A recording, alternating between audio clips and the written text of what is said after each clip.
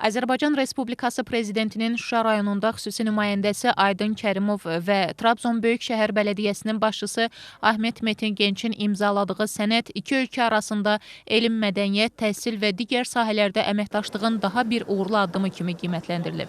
Tədbirdə Xarici İşlər Naziri Ceyhun Bayramov, İqtisadiyyat Naziri Mikayıl Cabbarov, Şəhərsalma və Arxitektura Komitəsinin sədri Anar Quliyev, Rəqəmsal İnkişaf və Nəqliyyat Naziri Rəşad Nəbiyev, Energetika Naziri Pərviz Şahbazov və BMT Baş Katibinin müavini, UN Habitat Təşkilatının icraçı direktoru Ana Klaudiya Rosbach çıxış ediblər. Qeyd olunub ki, Azərbaycan özünün xüsusi sinerjisini quran şəhərləri bir araya gətirərək Şərq və Qərbin arasında yerləşən ölkə kimi bunu öz strateji üstünlüyünə çevirib və beynəlxalq əməkdaşlığın mərkəzində dayanır.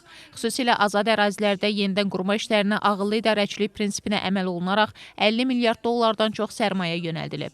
BMT rəsmisi bildirib ki, dünyada 3 milyarda yaxın insanın mənzil şəraiti iqlim və müharibələr səbəbindən yetərsiz qalıb.